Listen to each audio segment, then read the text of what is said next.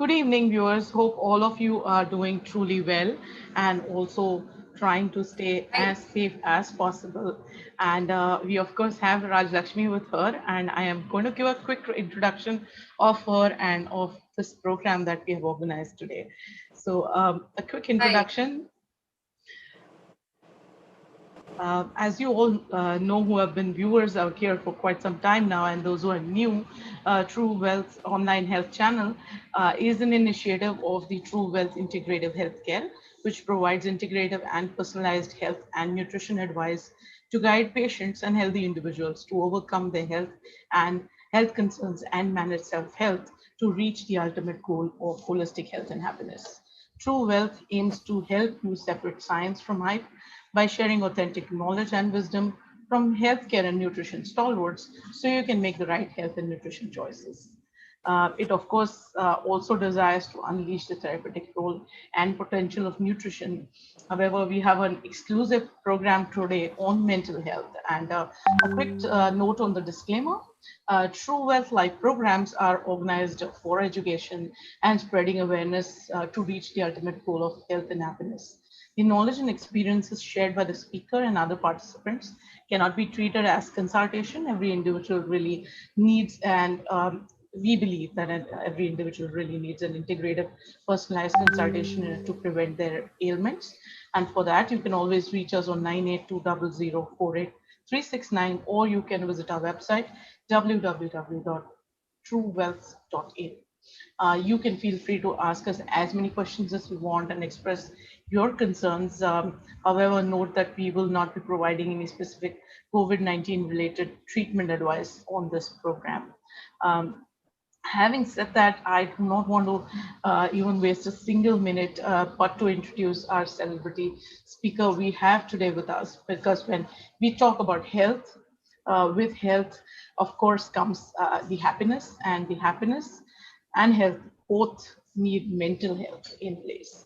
And we have Rajalakshmi Joshi with us.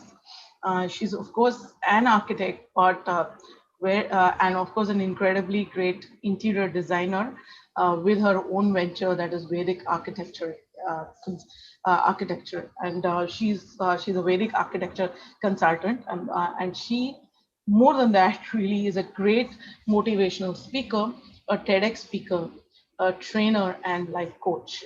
She's a TV debate panelist. I'm sure a lot of you have already seen her on multiple number of channels where she very eloquently puts her points forth, and we really appreciate that. And she's an environmentalist as well as I mentioned, her own venture. She started RK Design Consultants in Jan 2005, worked on projects as diverse as resorts in Goa to holiday home townships, temple complexes, bungalows, industrial warehouses, biotech labs, corporate offices, franchisee outlets of a chain. So she has a great experience at diverse fields, and she's also a co-editor of the spiritual monthly magazine Setu.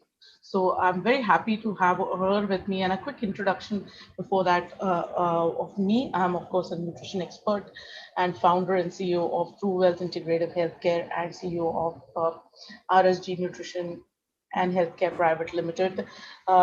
Being that, I firmly believe that nutrition as a therapy can be modern day's most effective and safe truth in so many ailments like autoimmune diseases to lifestyle diseases, and of course, avidly, what we realize today are the infections.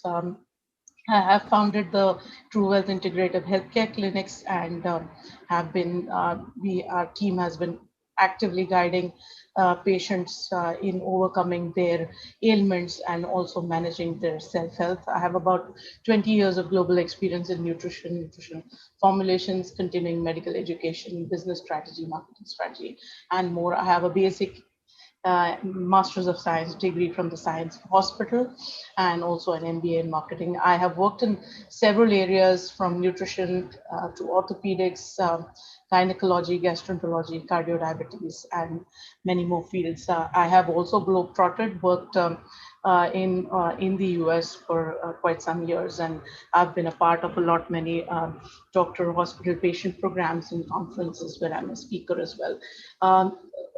To cut it short with my introduction, really, I'm so very happy to have Rajalakshmi with us as well.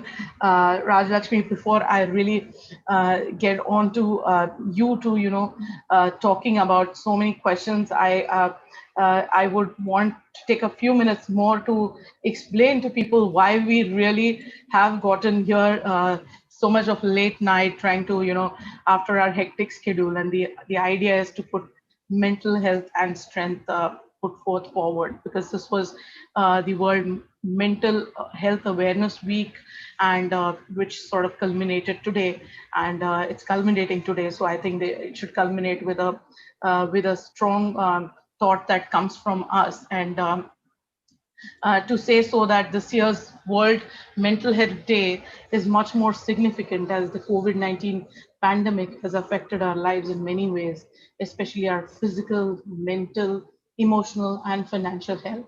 All of them have been at stake, and some of us have been doing well with it. Some of us have been really having very bad times.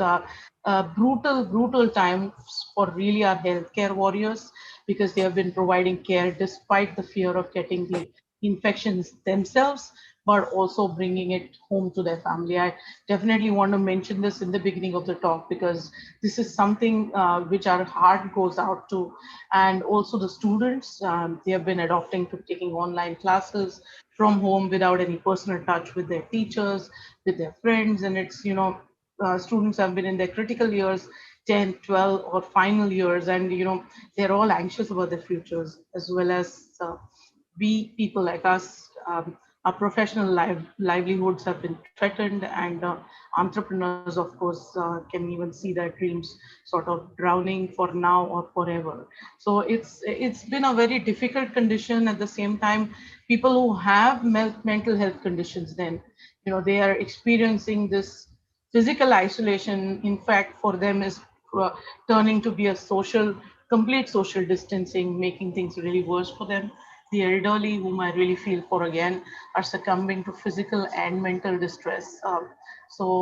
Some people are succumbing to other diseases than COVID itself, and the worst of those are those who are grieving the loss of their loved ones without even having to take a glimpse of them or saying a goodbye to them. So such has been these treacherous times, and which is why I really want to thank Rajalakshmi Joshi to be on the show with me today, because this is a topic even more dearer to her heart than so to say me. So both of us are working in our fields, separate fields together, and WHO also has actually taken up the campaign and has to increase the investment in mental health this year. So very happy that we are together today to talk on these two important aspects again. We say mental health, and mental health comprises of two things: feeling of well-being, and the second is the mental strength. Really, from my side, I contribute to the feeling of well-being by advising on nutrition, and on the mental strength by actually counseling my patients day in, day out, by giving them a complete integrative, personalized attention, nutrition plan, and more.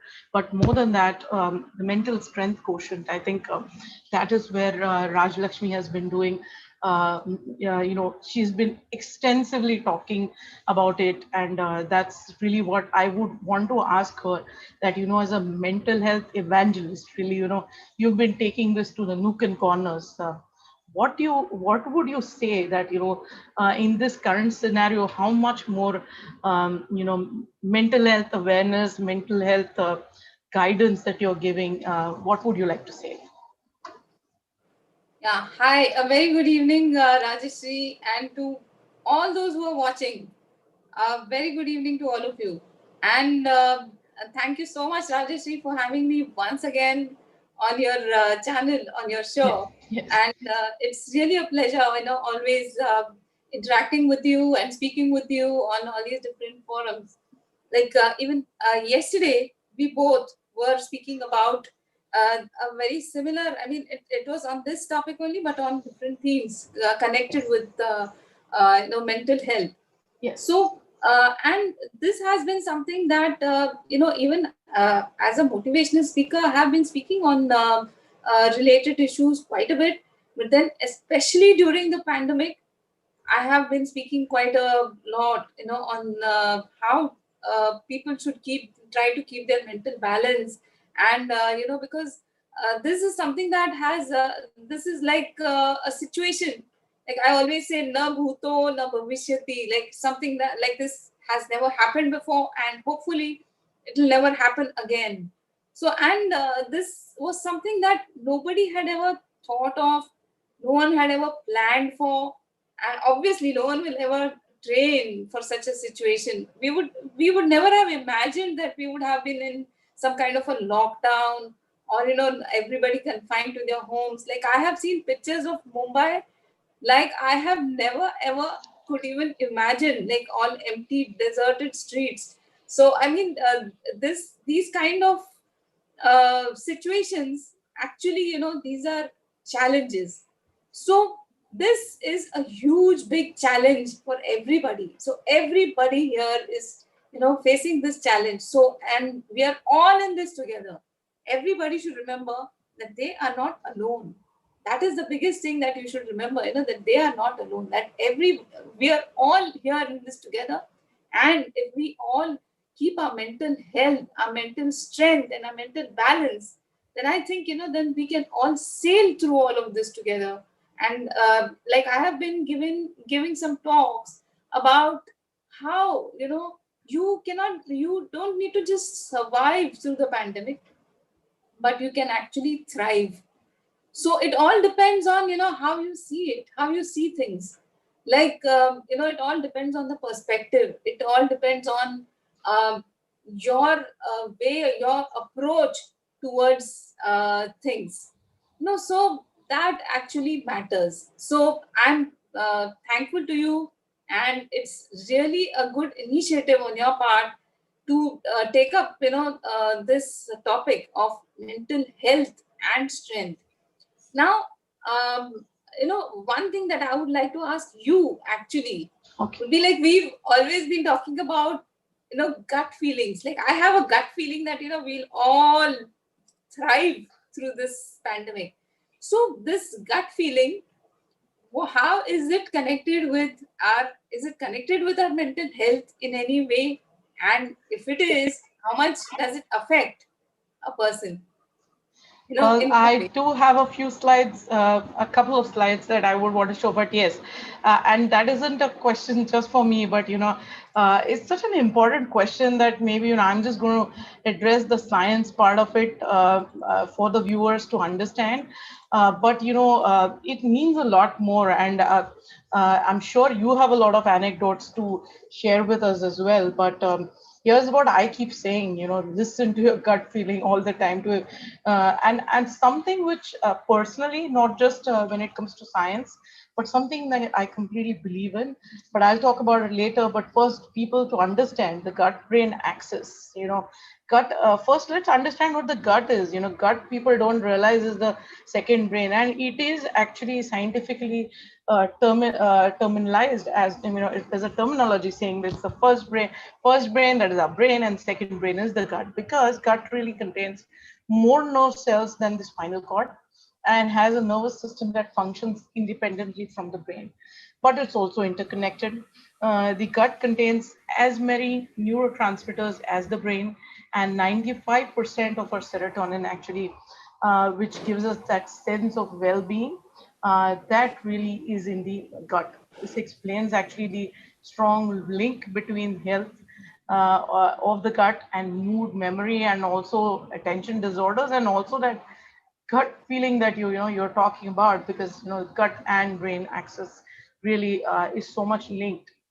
But from an a health perspective as well. But the gut brain axis is a bi-directional communication system between the central nervous system and the gastrointestinal tract. So when we are actually going, we have an exam, so our brain and gut and both go in a turmoil. So a lot of times we feel more hungry, we feel uneasy in our stomach, but all those feelings are really because both of these are together connected. And what really happens is that the brain has an influence on, it can influence the weight gain, bowel movements, the nutrient delivery, the nutrient uptake, all that in the gut actually gets governed by the brain. And at the same time, if we don't eat healthy, or if we're eating wrong foods, what they can actually do is send the, put us into a stress, anxiety, mood, disorders as well. So it does really have a great influence on the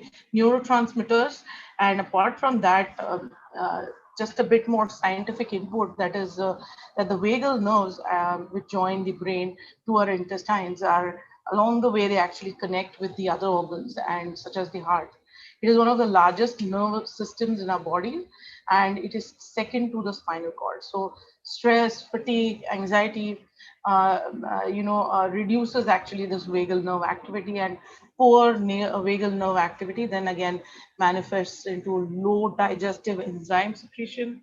So we do not understand that this is actually, that poor activity is then going to influence our digestion of foods, and also impact gallbladder function, and then the entire digestion goes for a toss. And then the poor gut function then again leads to more inflammation, which further inhibits the vagal activity. So this is a vicious cycle, really. And then people start getting, normally it's observed that when people have go to the psychiatrist, they either have pain because of this inflammation again, or otherwise they have a lot of GI tract digestive disorders, like they have bloating, flatulence, and at times it also goes to graver diseases like IBS and more. So I will talk about that a little bit later. But when it comes to this gut feeling, and I know we were talking about these things, especially when you're on these bigger shows, and when you have been asked these big questions, how do you really, does a gut feeling help? Has your gut feeling really helped you when you've taken big decisions? Because you've not worked on small architectural projects, but temples, resorts, big things again. As a woman, you've handled it. That's commendable. So how has this and plus your mental strength really helped you? See, that's a very interesting question, because yeah, I do handle a lot of varied Yes, different aspects of different professions, like very uh, it's quite a, different direction, each one of them. correct, correct. Yes, So they're not even interconnected, very frankly. yeah, No, whatever I do, whether it's about, say, maybe architecture, or whether it's about motivational speaking, or whether it's about being on television panels, and even I'm also on some social initiatives. Like I am part of many other activities also. So they're all in different directions. So, but one thing is that everywhere, whatever we might be doing, one thing that always matters is to keep mental balance. Like I was talking about mental balance even at the start of our talk. So mental balance is something that is very essential, and that mental balance comes only with mental health and mental strength.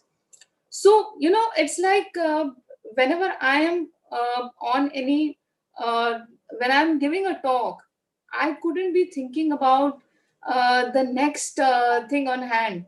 Like, for example, yesterday, you were witness to it.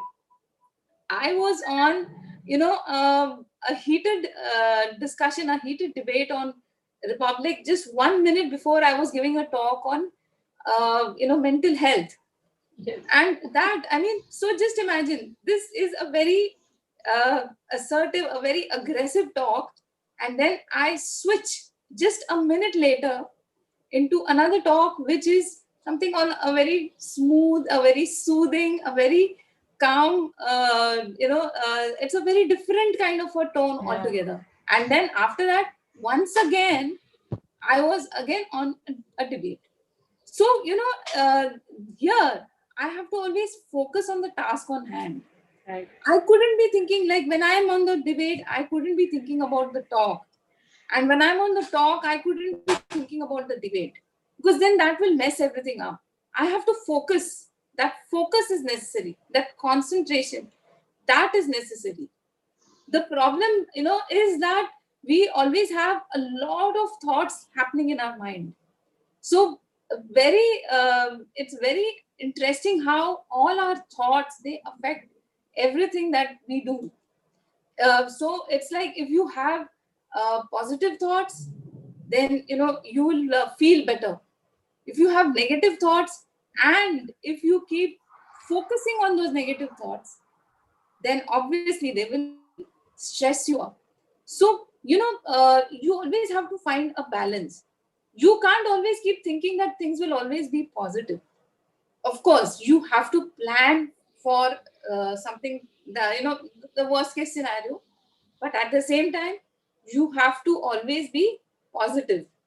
Like, even say now at this China border scenario, if say the brigade commander, or whoever is having the diplomatic talks, if they are not in a balanced state of mind, they will not be able to give negotiate the situation well with the other country. And at the same time, they'll also, even if they are, say, maybe giving orders of any kind, they will not be able to take a balanced decision. So even in the middle of a war like situation, a person will have to have peace of mind to be able to function well. So that, so whatever the task may be, whatever it may be, say, even in a normal routine also, if you're doing something in the morning, say, if you're very much hassled, or you feel stressed, and then what happens is, you tend to mess up everything. Rather than that, if you do things with a cool mind, if you do things peacefully and nicely, then even if, say, maybe it may be a difficult routine, but then you'll be able to do things better. Now, coming to fatigue and all this stress and all that, one thing that I've always been wondering about is, like, coming to breakfast and stress and fatigue. Uh, Yes. does how much does this fatigue and stress and all that, like, you being a nutrition expert, what is Yeah. your take on the fatigue and the stress, and how is all of that linked to mental health and depression? What is your take on all of that? Well, actually, this thing is really huge, and I'm glad that we are taking it up together, because there's really so much that the so much of association between what you are talking and what I am also talking scientifically, or from an intrinsic standpoint, from a physical angle, and you're talking from a mental angle. But yes, having this focus and preaching instead of just trying to tell people, you're showing it with your actions, and that's why I really wanted to bring that out as your personal aspect, because I know you always talk about encouraging people, but and you talk about your failures more so that people can learn about it. But I Yes. wanted to throw a light on when how you manage your successes between all these different arenas that you are into day in day out. And Another thing, nothing about against men, but as women, there are some responsibilities of the home that we've always been taking the responsibility of. So balancing out all that is also not at one end you're cooking something, and on the other end you have a talk coming up. So you're putting your thoughts together and still being able to be focused at both I places is amazing. just I would just like to interrupt a little bit here. No, go ahead. That you know this, I think, this is something that I have seen that uh, you should be able to delegate whoever, wherever you may be, whether it is on the work front or at the home front. Only Right. if you are able to delegate, and if you are able to, the minute you start thinking that I am going to do everything on my own, that is when things start getting piling up on your head. So Correct. the most difficult things that women do is that they try to do everything on their own. Like, say, if you are a working woman, I think it's quite justified enough if you expect other people in the house also to help you. So, like Right. right now during the pandemic, it is very unfair to expect that the woman of the house is going to do all the tasks, and that the man will only attend webinars. It is unfair if this is happening, because then, say, especially since there are no maids at home, there are, I mean, we have all restricted their entries Yes. into our houses. So I think it's very important that you need to learn and to delegate tasks to everybody, so that everyone in the family plays an important role in this. So, like, you must have read jokes about how men are talking about how they have suddenly learned how to master the art of washing dishes and cooking dishes, Yeah. preparing dishes and all. See, my husband, he's able to make much more delicious dishes than me, in a lot of ways, because he actually tries to follow some recipes and all. And sometimes, I run out of patience sometimes, and I'm say, maybe I prefer to, I think that I would rather use this time for something else. And so I don't look at cooking in a very interesting way, that way, as much as he does. Perhaps for him it's like a hobby, maybe for him it's so, if everybody helps, then you will not be stressed as much. So I mean, I just wanted to make that point. So Absolutely. it's very unfair to expect, that the women should be bearing the brunt of all of this, especially now since it's a pandemic. I think that everybody should be empathetic towards everybody in the house, and everybody should have their own contribution towards whatever is happening in the house. Then everybody, Yes. the normally burdened as such. I'm sorry, Especially you No, can go ahead with. especially the juggling act that everyone Yeah, has to do in the house. It's like we have never realized that we almost all the time are never, except for the sleeping dinner and sleeping time, we are never at home together. I mean, kids to the older and the elders all together in a house, and at the same time trying to manage with each other is incredibly difficult, even if and it's too many days. So what you're saying is absolutely right, and everyone trying to give them each other their space at the same time, yeah, delegating and giving and shouldering the responsibilities is extremely essential. Otherwise it's going to result into a breakdown of anyone, and especially in the house, who's burdened. So actually a good point that you really reiterated out there. But yeah, coming back to your question at me, and yeah. then of course About stress and yes. about fatigue and about how, as a nutrition expert, how do you look at all of that? Because I Yeah. look at it from the point of view of thoughts and all. So you Yeah, look at it from and a we have to different point get of view. those inputs from you, because there are a lot of them as well. So, but I'll again give address the science part of it. The science part of it will be amazed to know that there's something which has already been identified as a modern living syndrome. And we are more evidently now realizing it, because now this is something which even every person in the house is realizing. Earlier it was up to healthcare experts, or at least people identifying, psychologists and psychiatrists who are able to do this, but today everyone is looking at it. And what is happening really is the modern living syndrome is actually a chronic fatigue syndrome. So all of us, there are a lot of us, not everyone is able to delegate balance so easily, and people are fatigued, and women are fatigued. A lot of women are complaining of fatigue, men are complaining of fatigue because they're working from home and they have not been used to it. But basically this is really triggering the depression, anxiety. It's resulting in mindless eating, because you don't have much to do. So kids especially are resorting to eating all the time. So what is really happening is that all of this can be harmful, and the external stresses that we already are dealing with, they are actually intrinsically hurting, really hurting us from inside. And I just want to quickly showcase one more slide, which I wanted to, is that what right now is happening is all this is going for a toss. So mindfulness, of course, is completely something which is very difficult to come to, but it's not impossible, and we all can work towards it.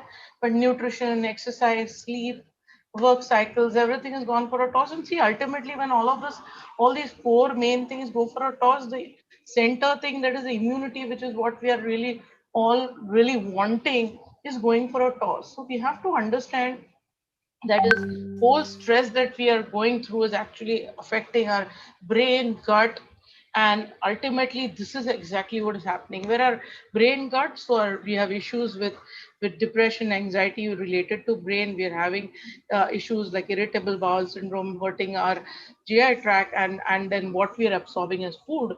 And what that then in return is doing is it's sort of aggravating our issues further. So uh, going back, really, fibromyalgia is another thing where I did mention earlier that it gives us GI issues and pain, and so all our muscles really start getting aches and pains.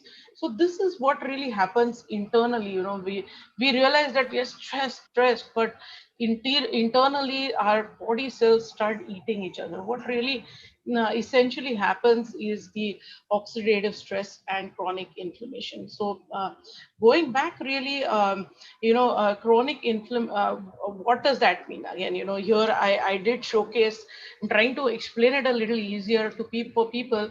See, what all this does is what we saw earlier also with the brain and gut barrier, and when we were talking about poor gut function leading to inflammation. So going back, that's what really happens. So there's a lot of inflammation that occurs in our body, and that chronically stays there. And inflammation in return gives rise to something which is called an oxidative stress. So when we are talking about stress internally, oxidative stress is something what happens to an apple. Look at what happens to an apple when it gets oxidized. This is what it becomes. That's what is happening to our cells in our body. And essentially, when this is what starts happening, premature aging of our cells starts occurring, our body gets a signal and it starts eating our own cells and throwing it out. And then there is no control on that process. And when there is no control on the inflammation induces oxidative stress. Oxidative stress in return again increases the inflammation. So it becomes a vicious cycle again. Here, same thing, and keeps increasing. Instead, what we need to be doing is reducing our mental stress, strain, exactly listening to people like Rajalakshmi, who are continuously trying to tell you that how you can keep yourself, develop the mental strength, and keep your mental health. Listening to them, keeping the stress low. On the other end, trying to eat right things, eat antioxidants to a good extent, so that the oxidative stress comes under control. The inflammation also comes under control. Otherwise, it can actually grapple all our organs, and they can, it's a multi-organ thing where it can result into diabetes, aging, chronic fatigue. There are a lot of ingredients which right now all of us have been hearing. I mean, we have been hearing about vitamin C, we have been hearing about curcumin, which is actually turmeric. ginger, these things, guguls. There are two types of guguls, which are all are ancient insects really, and then there are newer molecules like glucosamine. There is vitamin C, there is MSM, Withania somnifera. Withania somnifera is what it is called, but it's ashwagandha really. And there are so many published trials that these elements from our herbals really are, are such great anti-inflammatory agents. We can actually consume those, and there is no harm in taking medications and formulations which are scientifically designed to be able to keep the oxidative stress and chronic inflammation under control. Because if you don't control them, why is it more dangerous? And this is what stress is actually doing to us in the body. It then goes to, we started with inflammation, oxidative stress, and now it goes to metabolic syndrome. A metabolic syndrome really is hypertension, diabetes, cancer, heart disease, and then issues like PCOS. It's becoming an increasing problem with women today. Cancer, NFLD. NFLD is again, you're not an alcoholic, still you're getting a liver disease. So these are all issues which are very, very critically important. They need to be kept under control. And imagine this is all because of wrong eating and wrong thinking. If we are able to change this, so many of these lifestyle and autoimmune diseases can be kept under control. So it's all really, Rajalakshmi, it's all really in our hands. The mental disorder otherwise can, further aggravate more mental diseases which are irreversible, like Alzheimer's. We've heard it's actually a sociological or medical nutritional stress. Really, all these stresses are really bringing about Alzheimer's. Depression is leading to it. Parkinson's again is another one which is caused by progressive dopaminergic neuronal death. Sorry, it became a tongue twister for me, but neuronal death. And it is observed the causes really are neuroinflammation and oxidative stress. So, IBS like conditions. So, you're seeing that all these inflammatory conditions which arise because of wrong eating and stress that we are taking are creating these diseases, and these diseases are there is no medicine for it. They're almost irreversible. So we do need to understand from a stress standpoint, see what stress internally is. What we talk about stress हो रहा है, बहुत stress हो रहा है, but that stress, if it keeps on. And one more point I want to add, that this oxidative stress, chronic inflammation and oxidative stress, Rajlakshmi, has been one primary cause for death in even COVID patients. So, it's not really the virus that's probably to which a lot of people are succumbing it to, but they are succumbing to their own immune response, which is not able to stop. And you already have inflammation in your body, and then when the disease actually sets in, see, inflammation is again an inflammatory process to take the virus off. So inflammation sets in, oxidative stress sets in to remove the virus. But if that plus the new inflammation together, our lungs are getting are collapsing because of it, and that is why we are seeing so many deaths. If we can really change our lifestyles, bring things under control from an eating standpoint, is something that I want to say. And of course, ahead in the presentation, I will show some inputs, what are right foods.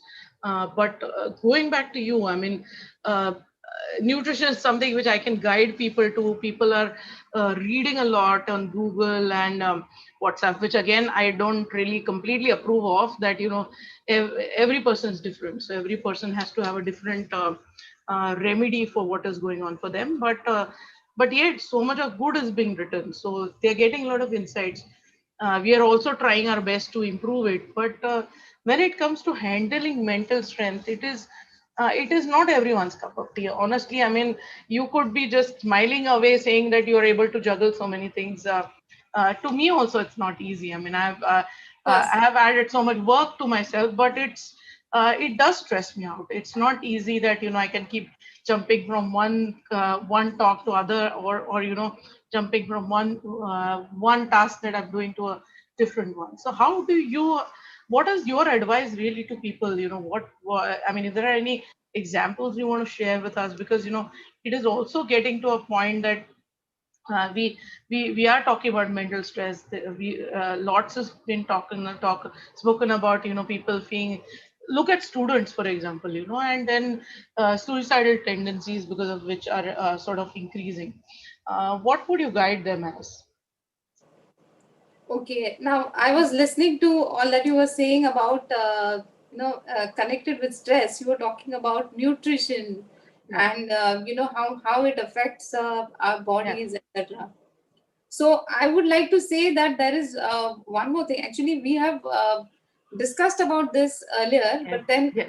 again, for those who have not heard it, or Yes. in connection with this topic, I would like to say that there is one more kind of nutrition that I would always like to talk about, and that is, it is not just the food that we eat that affects us. That our nutrition also includes the kind of, all our senses, whatever we take in, Yes. whether it Yes. may be what we hear, what we see, what Right. we think, everything that passes through our body, everything that Yes. passes through our system, it all affects us. So most importantly, our thoughts affect us. So now what is happening is, every, like, most of us have become very dependent on our our appliances, like our mobile phones, on our laptops. Our They have become the center of our life. Okay, most of us. So, and we have all started depending on it for communicating with any and everybody, whether it may be about ordering something online, whether it may be about interacting with some clients, or whether it may be interacting with people connected with our business, or with our own family and loved ones also. So, and this has become a medium of interaction and communication more than ever before. So you have so much of exchange of information, and people are mindlessly forwarding data as if Yes. without even confirming whether this is true or not. So this was happening, I mean, from quite some time. So you have a term for it called as WhatsApp University. So Yes. I mean, WhatsApp University is a very dangerous university. You do get a lot of information, that is true, but then everything that you read on WhatsApp may not be true. And most people are terrified by the thought of being struck by the virus, by being struck by the pandemic. So that is the most important fear that has struck everybody. So more than the virus, it is the fear of the virus that is affecting people, and it is affecting the minds. And another thing is about, you know how our lives and our livelihoods have been affected by the pandemic. Obviously, most of us are, we are like, because of the lockdown, most of us were forced to be at home. But yeah, I would not say stuck at home, I would choose to look at it as safe at home. But then it is true that everybody cannot function in the same way from home as they were earlier. So obviously, a lot of businesses have been hit, and a lot of people, the way they have been functioning, that has been totally affected. That is all true. But then, it's always the fact is that you always need to be able to look at the situation and analyze it properly, think about it clearly, and then arrive at a solution. Remember that whatever in life the situation may be, whatever the problem may be, the we always have a solution for it. Like, for example, like today on World Mental Health Day, we might have been having some kind of a conference maybe, or some event somewhere. Instead of having the a real life event, we are having an online talk right now, which a lot of people are able to view, and people are able to interact. And so we found a different way out of this situation. So when the pandemic started, I was also affected because my meetings were not happening. A lot of my talks got cancelled. and a lot of in a lot of ways I was affected. But then, since I found the power of the internet, and I found that we could function online, I started taking that way out. So I have been constantly busy. I have been like uh, functioning from the safety and luxury of my home, interacting with so many people, exchanging thoughts, and more than anything, I have been trying to create awareness about the need for positivity, about the need for mental health, about the need for us to be safe at home, and about all the different kinds of ways in which we get stressed, and how we should be able to deal with stress, and how we should everything depends on how we look at things and how we approach things, how we approach a situation. If we think, like, when we start looking at any situation as too big, or as something that I can't do this, then that itself, it kind of halts us, or it stops us. It's a box that we have put to ourselves, saying that I can't do this. So why do we need to be stopped, or why? Because of these self-proclaimed, these boxes that we have put to ourselves. We have all restricted our thinking. So we it all depends on how we deal with issues, how we look at things. So if we are I have been speaking about how, like I told you earlier also, how we don't need to just survive, and instead how we can thrive even through the pandemic. So I give people 3 steps about how we can do that. So the very first thing would be to rethink. Okay, so you have to think about whether whatever I have been doing all these years, whatever I have been, the way I have been functioning all these years, is this really the best thing that I wanted to do? Is this something that I have been enjoying? Is this something I want to continue even after, maybe we are safe enough to travel around? Maybe not as much as before, but then at least, if we are whenever we are able to travel, would I still want to continue in that way? So we need to rethink. And once I have arrived at this thing about whether this is the kind of a lifestyle that I would want to carry on with, or this is exactly what I want to do, then maybe you should be able to re uh, reinvent. So it's whatever the situation may be. Like, if somebody has, say, maybe a hotel business, and obviously now during the pandemic, uh, we don't have people traveling around for like now, a lot of people have started again, but then it's not as if like before. So obviously the hotel industry, the entertainment industry, all of that has been hit. But hotel owners, what they started doing is, they started letting out their rooms for quarantine purposes. So or for additional medical purposes. So that is, they are putting good use of their infrastructure, and at the same time they're able to get some money out of it also. So that is how they found a way out of that situation.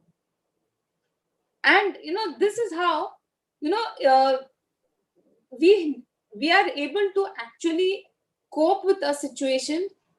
And we don't need to just, like I was saying, don't just survive, thrive. So coping with the situation, finding a way out, all depends on our perspective, on how we look at things. Like they say, nazare badlo, nazare badal jayenge. So it always depends on that. So most of the times, our stress, our mental stress, is all self-induced. We start looking at a problem or a situation as much bigger than what it actually is. Instead, if we're able to figure out, with a cool, thande dimag se, if we think about it and think about what could be the solution, that itself, would a start, and then write solutions in the most peaceful way possible, and that actually would be a great solution. So then that that actually would be the best way of dealing with the pandemic, and also with whatever, in the future also. I'm sure that, of course, it should not be this kind of a situation, definitely, but whatever difficult situation may come your way, one should be able to deal with it like that. About thinking about how, uh, whether we are actually, this is exactly what we want, and about whether we want to continue with it. And if that situation is not possible, then finding a way out of it, or finding an alternate. So look for an alternative business, look for some other way of doing it. Then I think, the stress will not be there. So most of us are all going through a lot of different stresses because of the present situation. And the best and the most ideal thing to do is obviously to reach out to someone and to say that I am going through some stress, and to say that I am feeling depressed. So, even in the lockdown, even when everybody is actually at home, that has led to a lot of tempers rising, a lot of heated arguments.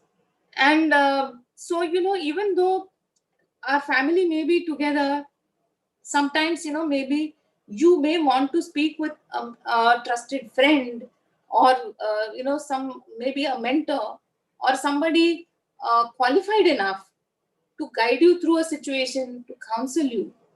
So that, that could help you sail through a very, and that's a very respectable, it's a very respectable ailment, is it?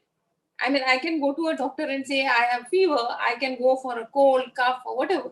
So they are all respectable ailments. But the minute I start saying that I have some, say, maybe a mental health issue, and I need to go and see a psychiatrist, why is that laughable? Why do people make fun of it? I mean, that is something that anybody could go through.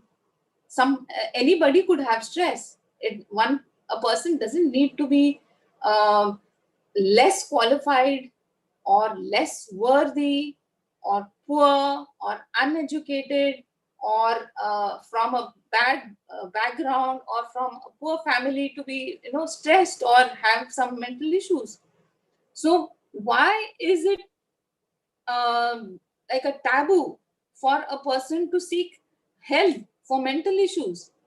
So that is something that people need to realize, that, if a person has some, if the stress is too much for a person to overcome just by simply talking to someone, or if a person is genuinely going through a very difficult phase, through a very deep depression, then seek help, seek some kind of counseling, from at least from some a friend, or a counselor, or from a professional. So that actually could help, and that would be the most ideal way of looking at it. So, Rajashree, are you there?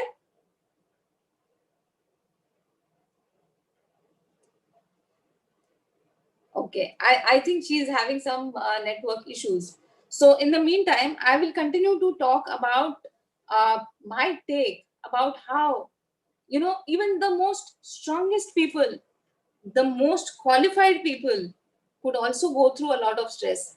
I have Rajashree, are you back?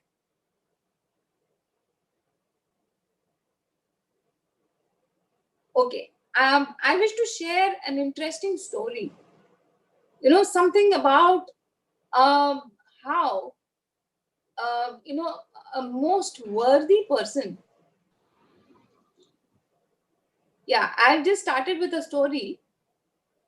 So Yeah. Yeah. So I'll just quickly, so there is, a person doesn't need to be less qualified or less worthy to be stressed. So I have this interesting story. So, thousands of years ago, most of us Indians have heard the story of this great warrior, the greatest warrior of his time. And he actually was, during this, there was this huge, the biggest war of his time. He was in a situation where he and his brothers were fighting against, another huge army. So he was here, he was well equipped with every possible armor, with every possible technique, and he was like absolutely unbeatable. And he had everything going for him. And then he looks around at his own army and he feels so proud to see, all his brothers and his, everybody in his army, how each one is a warrior, even more glorious than the one before. Everyone is a glorious warrior. And then he looks across and he sees that across also there are all glorious warriors. And but then a thought crosses his mind and he feels that these are the very people whom I have loved and worshipped all my life. These are my cousins, these are my uncles, these are my teachers. How am I going to fight them?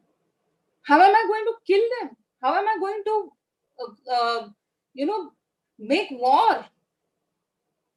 So he just slumps down and he tells his charioteer, who also happens to be his best friend, his mentor, and he tells him, Sri Krishna, I am not going to be able to do this. I'll rather end my life. I'll rather give it all up. I'll rather end my life than fight my own people. What am I going to achieve out of all of this? I am not going to be able to do this. I cannot do this. I'd rather end my life. And he was almost going to end his life. So he just slumps down on the battlefield. And that is a shocking scene for everybody because he is a person who his entire army is depending upon. Everybody is depending on him. So what Sri Krishna does is he quickly takes him away from that. He takes him aside and he gives him the biggest motivational talk of all times. And he tells him that here you have to look at this situation beyond yourself, beyond your brothers, beyond your family, beyond your uncles and beyond your teachers, and look at it as a battle of between right and wrong. And think of it as you have to look at your actions and think that you have control only over your actions, not on the result of your actions. So whatever in life you do, just give it your best. Don't think about what the action is going to be because you don't have control over it. So that was the biggest motivational talk of all times, and that helped Arjun just rise back from whatever mental state he was in, whatever deep state of hopelessness that he suddenly was into. And he rose and he fought the mighty battle of Mahabharata, and we all know that how it ended. So, what I'm trying to say here is this is not about Hinduism. This is about every god that we have worshipped ever, all any religion it may be, any community it may be. It has never been that that person or that the god has been somebody who has just lived an ordinary life. All everybody whom we worship and we look up to has always been our heroes, have always been people who have all overcome all odds, who have faced difficult situations, who have surpassed the most unimaginable situations, and they have overcome all of it. And that is how they became the hero that we worship today. And that, so each one of us is capable of becoming a hero or becoming a winner in whatever we do. So it is not about how well equipped we are, how well educated we are, how much money we have. Anybody could at any moment, because of some wrong thoughts going on in our mind, we may fall a little weak. So at that time, we have to mind our thoughts, and even the people around us have to be careful. And and if we find somebody in our circle who looks a little weak, maybe mentally, then we have to be a little sympathetic, we have to be empathetic, and we have to understand that this is not something to laugh about, this is not something to ridicule. On the other hand, we should be able to give them a helping hand and help them sail through this difficult situation, because anybody can go through this. You, me, anybody can go through any of this. So on the face of it, everybody looks fine, but then the people close to us should be able to understand that something is wrong. So this is something that I have always felt that a person may look the strongest ever, but then everybody could have some mental issues. So don't ever think twice about reaching out for help. And because burden on the head, it can be these huge burdens on our head, they can be reduced simply by sharing these things with some closed person, or some trusted person, of course, because we don't want somebody making undue advantage of this. So good to see Rajashri that you're back again. And in fact, I was talking about stress, and I was talking about depression and all of that. So I spoke about how thoughts affect a person, and how Yeah. wrong thoughts Yes. could cause a Yes. person to go through failures. And Yes. actually, okay, we'll talk about failures a little later. But then, just like I was talking about wrong thoughts, Yeah. crossing our minds, could you throw a little light about how junk foods, or maybe some harmful foods, how they Yeah. could affect mental health, and how they Yes. could cause depression? Maybe could you throw a little light on that? So it was that story of yours was really amazing. I mean, though I was locked out, I was able to through my phone listening to all that you were saying. I didn't miss even a point. But this story that you narrated really actually speaks for it. I mean, if and like you rightly said that that is why they are really gods for us. Because they have set such great examples, and it is amazing to see that Arjuna, who was considered to be the best warriors in the in our mythology, and he's also gone through something like this. So and someone had to pull him out of it. Yes. That is such an amazing story you narrated, and I guess Yes. holding the thought with that again when you're coming back to food, how is food equally significant as this advice that Lord Krishna gave to Arjuna, of course, is going centuries back. It was also by the one of the first doctors. The thought came that let food be your medicine, and medicine be thy food. So if you can really do that, you're not going to need medicine, and if you're going to need medicine, then nothing really is going to work. So actually concentrate on what you're putting into you, like you said, both putting food into you and putting the right thoughts into your head. So going thinking about that, of course, so much is being spoken about junk foods, and to simple things that sometimes we have to remind ourselves. Just remember a pickle, or when a pickle comes to your mind, what does a pickle normally have? It has a lot of oil, it has a lot of salt, or then otherwise you have jams. So pickles and jams are two preserved things, and if people know, the preserved things have oil, sugar, and sodium. So these are the three things, simple to remember. Limit your sodium and sugars. I don't say that you should completely go no, no, don't lose all the sweetness in your life. Sodium is needed as an electrolyte, not that it isn't, so that you can stay hydrated, but limit them.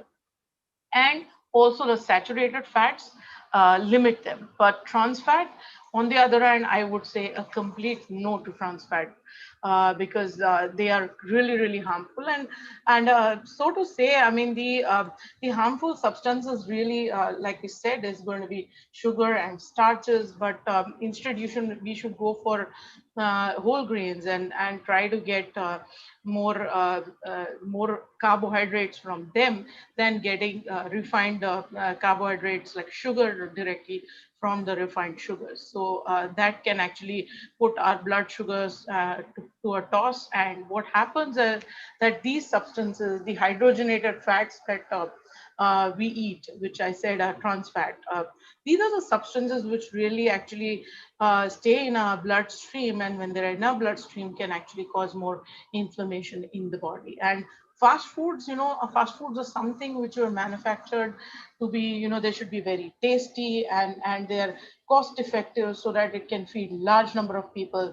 That's the idea behind fast foods, and it's better that we stay away from them. Of course, a few times when we feel like binging, yes, you can go ahead with having them. But sugary sodas, sugar or savory packaged snack foods, burgers, pastries, all this we really need to, and especially these noodles and pastas which you get as fast foods, really you should be staying away from them. We should eat foods again, but on the other side, people are then going ahead with saying no sugar, no fat, no nothing, and then the whole focus goes towards weight. So the idea is to keep health as a focus, keep energy as your focus, boosting your energy. If your energy is boosted with right foods, you don't need to follow all these diets which are unsuccessful at times, are also not good for your body and may not work for. It's again, what worked for one may not work for the Hmm. other. So those are the things. And then building mindfulness, which I'm sure Rajlakshmi is on the same track, is talking about the mind strength part of it and the mindfulness part of it, so that this can keep the depression and anxiety away. So first of all, what I'm trying to say out here is to you we have to start building the mindfulness with food. So don't we what we start doing is we completely diet, and then our relationship with food is completely broken off. So first, let's see some of the right things that we need to eat in foods. And to like I always talk about having a balanced plate, and with loads of amount of positivity that is needed right now. Sit together and eat. Sit with your talk to your sit across with your with your good thoughts in mind, and share what is going on. Talk about newer things. Talk about some things which are positive from your past, and but sit together and try to eat, and make sure that you're enjoying what you're eating. Try to cook something that everyone is going to like, or at least take turns. One turn make something for which your kids like, one turn make something which your elders like, and that way everyone is happy. Also make sure that you make some women out there make something, or men also who are cooking, make sure you do make something that makes you happy as well. Otherwise it's not going to help. Keep a balance also in alkaline and acidic foods. And Rajlakshmi, I know this is something you also keep talking about, the different thoughts and the saints that you follow, especially Ahar Vihar, that we keep talking about. But one of this is Pitta, and we talk in our Ayurvedas, but alkaline and acidic foods, that's why I keep saying keep a balance between them. If you cannot keep a balance between them, this is the one which can actually swing those depression and anxieties, headaches, acidities. And so a balance amongst them is extremely important. Having said that, the most important thing, we don't eat, we Indians are proteins. So focus on the proteins that you're eating, focus on the quality of proteins that you're eating, and keep the carbs as low as possible. Right now, we don't need high energy because we're still not doing extensive activities. We're still doing limited work, and a lot of them are at home. So make sure that you're keeping that under control. Also, try to keep your fats under fats are something you need to keep under control. but you still need to eat good amount of fat because they needed to make hormones in your body. They're needed to give you energy when needed. So these are fats are not something you should completely. They form cell membranes in your body as well. So having said that, quality of proteins is extremely important because they really improve your immune function, they fight infections for can help fight infections for you, build the muscle and bone strength. We all know that without the proteins, building bone strength and muscle strength is not possible. So eat them in good quantity and eat good quality of the amino acids, I would say. Glutamine, arginine, isoleucine, leucine, valine. These are needed to be improved. There are so many foods I've put out here that, right from non-vegetarians can be eating chicken and fish. They're really, really good. They have higher amount of proteins, but otherwise we can follow dairy for the ones who are vegetarian. So you can get 10 to 15 grams of protein per serve. And otherwise, eggs, paneer, legumes that we eat, and nuts are extremely good. So do that. Understand that proteins, when broken down into amino acids, give us the energy and the muscle to be able to keep the physical strength, and also keep the energy, keeps our mental strength going as well. But also with that, these foods, not only proteins, also with fats and carbohydrates, they are essential because especially proteins, when they break down in amino acids, they actually help in formation or production of rather hormones, enzymes, and antibodies which are needed to fight the infection. But if hormones and enzymes are not in good quantity, then what will happen is that essentially, your systems, all systems in our body are going to go in a crash. And we know how hormones are important because we have heard about thyroid, we have heard about diabetes. All of these conditions are extremely important. So that is something which we have to understand. So keep understand the facts and fact, what you should love and what you should limit and what you should lose. So there are good number of good fats as well. So we saw proteins, we are now seeing good fats out here, and the good fats can come from, of course, focusing getting good fish if you can eat. If you are again vegetarian, walnuts, flaxseed, even decent oils are what we eat in form of peanut oil, coconut oils. These are actually good for us. So ghee is another thing which we should be eating.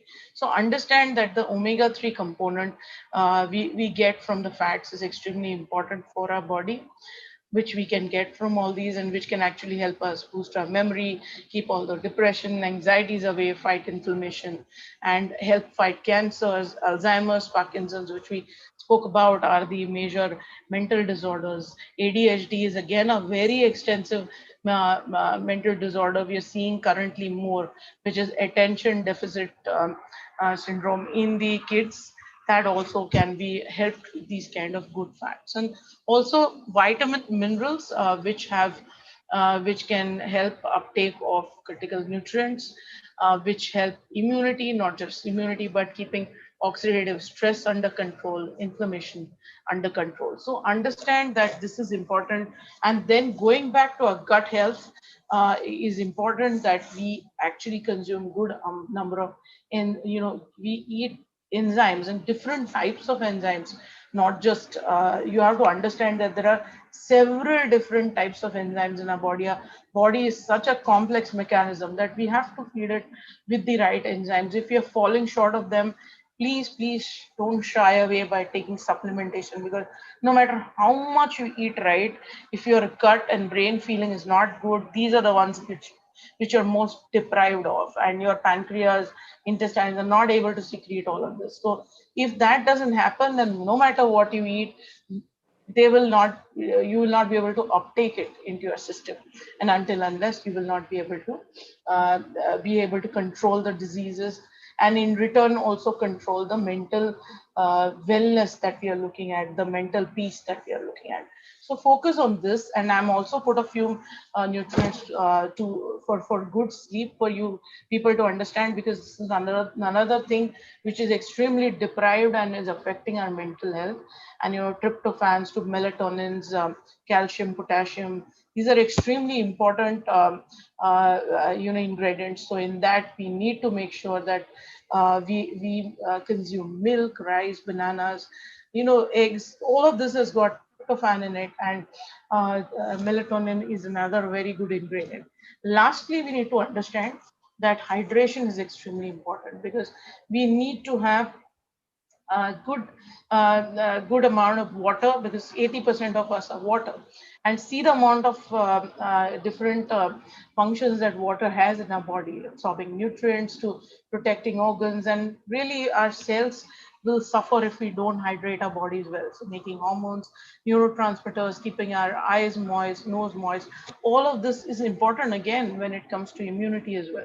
So understand that keeping yourself hydrated is extremely important, and don't shy away from taking supplements which can be actually very helpful for them. So really that's what I would give from an input standpoint. But I know we've crossed, we've almost 1.5 hour down, Rajalakshmi, Yeah.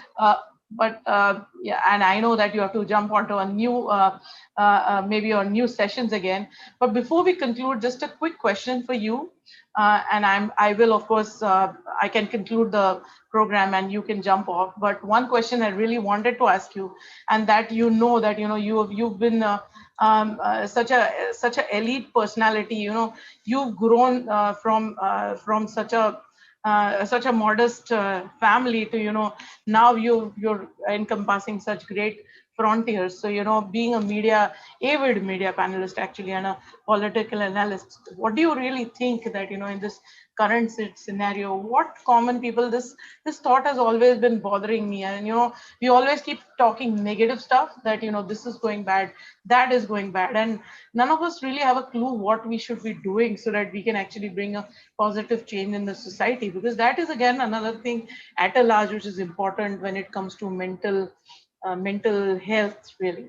So what would you like to say to people, because you're one person whom I have known as, is just another person like us, and now you're grown up and you're making the change by expressing yourself, without worrying, and without any fear, but putting your rational points across.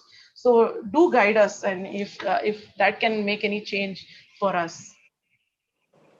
Okay. See, I come from an academic background. Yes. Okay. So, like, my grandfather was a freedom fighter, and the other grandfather, he was again an academician, and my dad also, like, so. There was no one around me has ever been anywhere close to politics as such. Yeah. Okay, so Yeah. so definitely, I could, on a lighter note, I could say I'm the bad sheep in the family. So, Yeah. like, a lot of people look at politicians in a very bad way. Yeah. So I'm the bad sheep, yes, because I'm the only one who is anywhere Right. close to politics. Yeah, but on a serious note, I would say that I have always been someone who has never thought twice about voicing my opinion about something. If I found something wrong, even at the risk of maybe Yeah. somebody thinking that somebody going against me, it's okay, but I could not ever keep quiet about it if I found something wrong, or if I found that something needs to be changed, or Yeah. that this is the way in which something needs to be done. So I have always voiced my opinions very strongly and always very openly, and I've never like what I feel is most people, we keep restricted ourselves. I always talk about this box. So the time has gone for us to start thinking outside the box. I would say start thinking like there is no box. There is no box anywhere. What Right. stops you? Like, say, forever we have always been talking about how India is a dirty country and how our politicians are corrupt and how Yeah. all the system is corrupt and this and that and everything.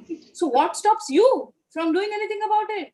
Yes. What stops you from taking an initiative about changing something? What stops you from taking any step about changing any situation anywhere? So is it any rule that somebody from a political family has to carry on the mantle or something? Has Yes. it to be something of that sort, that somebody from, say, maybe a royal family only has to follow this? No. If you have some good thoughts or good ideas about a particular thing, go ahead and do it. Don't just put it across on. Don't be armchair politicians, or don't be Yes. armchair warriors. You sit Right. there in your chair and you write things on social media and you think that you have done a great job. No, by making fun about some initiative like Swachh Bharat or about something like Beti Bachao Beti Padhao, you're not doing some great task. Instead, if you have some great ideas about it, go ahead and do it. Take an initiative, form your own trust. Get, if you don't have the funds to be able to do it, get along like-minded people and go ahead and do it. I have always seen that if you always attract the kind of people that like-minded people. So Right. like for example, we came to know each other because we were like-minded. We wanted Yes. to have some kind of a network about say maybe business, or about Yes. um, Creating women. this change really in this Yeah. society, So somewhere. Yes.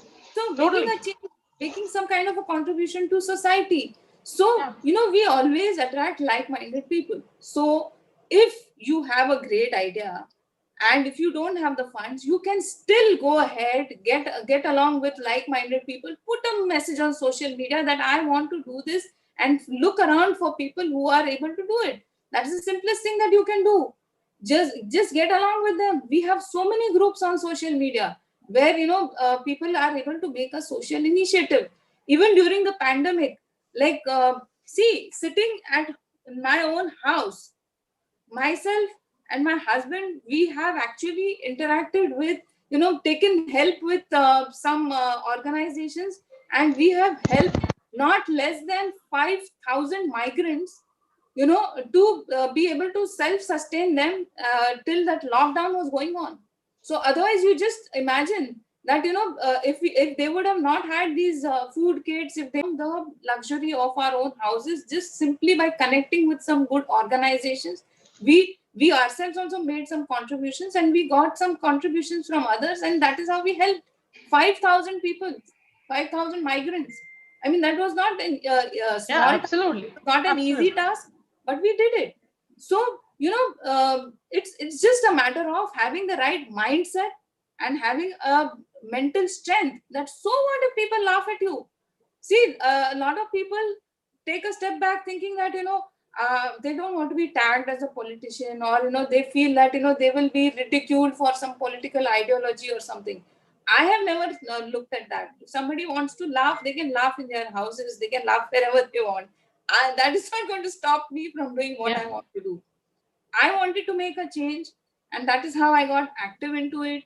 And that is how, because of this thing about speaking out, because of this thing about speaking in public, or it went on growing in Yeah. stages. So now I'm speaking on national television, on different television debates. So I mean, I don't think that that is something that is unthinkable of, or uh, yeah, it is not an easy thing or an easy task, any of it. Standing up in public, or knowing that the whole world is watching you, you cannot make irresponsible statements, or you cannot make illogical or uninformed statements. So obviously, it's a huge responsibility. But then at the same time, I have done it. I have been able to do that along with my career of architecture, along with my, I have also been writing spiritual stuff. I have been writing positive stuff. I have been doing that also. So whatever I have found interesting, or whatever I found that this needs my attention, I have given it attention. I have focused on it, and that is how I think that I have been able to make whatever possible change. And I'm proud of the fact that at least some people I've been able to affect positively, because I was able to share, or I was able to motivate them or inspire them. I'm not saying that inspire them by how glorious I am or how smart I am.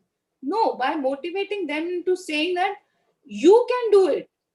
I have never told them that you follow me or you copy me. I tell them that you can do it because you have it in you. If you have a dream, follow it. If you have an idea, pursue it. So that is how you could do it. So, and before I leave, before we wind up, I would like to ask you, Yes, what is your concluding remark about how sure, you see the sure. change coming through, and what is your uh, But it's remark? amazing that I've been listening to each and every point that you were trying to make, and it is a revelation again to understand that being in politics and being political analyst is not about really which political ideology you follow, but it is about what, like you said, it is about what you feel from your heart and beginning to work for it. It is not about the power, it is about the work that you contribute to. And it's I want to mention you especially, and I also have another friend who does come from a lineage where her father has been again into social work and has been attached to one of the leading political parties. Her name is Zinal. From both of you, I've really realized that whenever I've spoken with you, you both are people, for you politics is somewhere, it is power for you, but it's not that kind of power. The power is really to be able to do good work. And it is amazing that you relentlessly, this isn't even your profession, it's not even going to cause you any professional sort of advantage, but yet you continue to do this. And you came here, you have a talk, between talks you still managed to be with me. It's an amazing feeling, Rajalakshmi. And we share a lot of initials, as one of our friends, Mohammed Ali Shah, says that he calls both of us Raja, because I think we have them. But it's amazing to be with you, and I would not want you to lose out on your next talk if you want to jump off. But I'll leave the viewers with a few thoughts before we end the session for today. It was really an amazing session with you, and further to take few pointers ahead on in terms of food is, again, like you said, the point is, what people do is they resort to dieting all the time. And in these pandemic months, you either put on a lot of weight, or you have so much anxiety that you have eaten so much that you certainly now think you have a diet. So you start treating food as evil, and you say you shouldn't be eating, not this, not that. And then get into dieting modes, and dieting modes are really failures. Honestly, they start day one with salads, and then 14th day you're getting bored with it, 21st day you start craving for ice creams and chocolates, and once you eat that, then you get another guilty feeling. And then what happens is, you're in that rut to somehow keep yourself happy. So but that doesn't really work. I mean, concluding thoughts, I would put saying that it comes to mental health, there are two perspectives to it. It's about the feeling of well-being and the mental strength. So both has to come hand in hand. If they don't go hand in hand, you will not be able to do work on any nutrition plan. If you are trying to reverse your diabetes, you will go on a good nutrition plan, but if you don't have a mental strength and discipline to go forward with it, it will not work. Plus, any plan sort of has to be, that's why, integrated with your treatments, with the conditions that you're suffering. What's your height, weight, what will you be able to actually consume, and what will you be able to, along with it, exercise is something what I think is very, very important. A nutrition approach, or an intuitive eating approach is extremely important. Again, I have given an extensive presentation on one of my earlier talks that you have to be you have to learn to rely on your internal satiety and hunger signals. Hunger is again a physiological need, so do not try to deprive it. Understand it and feed it with right things, and your body will tell you when you're hungry. Your body will tell you how much you should eat. Like, I'm a quick thing, I can show you the chart out here. When it comes to how much you should be eating, and how much you should be curbing. But I understand that I'm just trying to figure out if the chart is here. But it's like a scale of scale of 1 to 10, and if you are able to follow that, that works out well. This is the hunger and fullness scale. And if you see, when you're very hungry, moderately hungry, neutral, moderately full, and very full, you have to always be in this bracket where you're moderately hungry. When you get very hungry, if you eat at that time, then you are likely to overeat and likely to eat very fast also. So your brain doesn't realize that, it has to stop. It doesn't send right signals. Your gut brain connection goes for a toss, and again you eat more. So eat when you're moderately hungry and eat till you're moderately full. It's as simple as that. And if you can switch yourselves to that, you will realize that you are going to start feeling good. What you should eat when body tells you, when it's craving for sugar, when it's crazy craving for proteins, honestly try to listen to its signals. Discover the satisfaction factor that you can actually after eating. So these things are extremely important. We have spoken a lot at length about the gut feeling. Don't get into diet modes, because again, I'll tell you what a dieter looks like. A dieter is someone, he has a, when he's at a party, at his office party, for example, and he's put a pizza in front of him, and he will not eat it, and then he'll go home and overeat. Whereas at the same time, an intuitive eater, which I was saying, will eat a piece of it, will not look out of place for the party, and at the same time go home and have a light dinner, and he'll be happy with it because he did spend a good time. He had a little bit of pizza. Well, the other one is going to be unhappy all throughout. And passing thoughts, last few thoughts that I would leave you with is to really respect. You should have the satisfaction factor, respect your body, and something which Albert Einstein says, and I want to leave you with that thoughts. I beg your pardon. I'm trying to look for the slides so that I can show that across to you. He says, really, and this is why what I keep talking about intuitive eating. He says, intuitive mind is a sacred gift, and the rational mind is a faithful servant. We have created a society that honors the servant and has forgotten the gift. So remember that, intuitive mind is important, and that is the reason why you should go forth with intuitive eating. Keep focus on your health and not on your weight.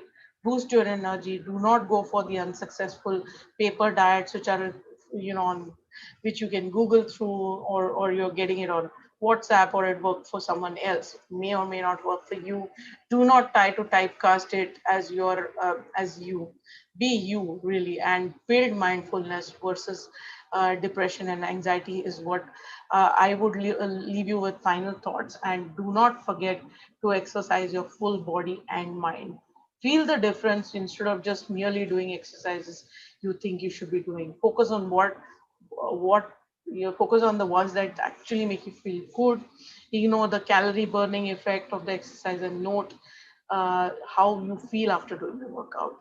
Do you experience a boost in energy? Do you feel sleep better?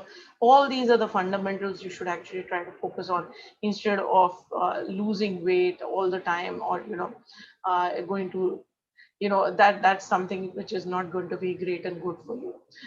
That's really what I would leave with you. Be Work with your wise mind. It's an intuitive experience and thinking, balance of rational mind and emotional mind, and live mindfully. So that would actually bring a tandem back into the mindfulness, nutrition, exercise, sleep, and will help improve your immunity. And of course, as I always say, internal organ health is most critical, and it is the one which is most ignored. So do focus on it. These are the most important thoughts you should keep in mind. And a personalized, evidence-based nutrition which works for you, so it has to be personalized, plays an extremely critical role, is what I would say. And with that, I think I will leave you with this slide, which says that if we replace I with we, illness will become wellness. So let's all get together. And I would like to again thank our other speaker, Rajalakshmi Joshi, for being with us. She's a celebrity speaker, and of course, nutrition inputs from me. So I would say thank you. Stay safe and stay positive. And I'm going to leave you with advertorial of RSG Energy and Nutrition and Healthcare, who always keep supporting us through all our initiatives by technically supporting us, taking our talks to different groups and reaching it out to different people. I would like to thank Mahesh Darade for putting all these inputs together all the time, and now actually taking us to 7 different channels where our program is actually getting relayed at the same time.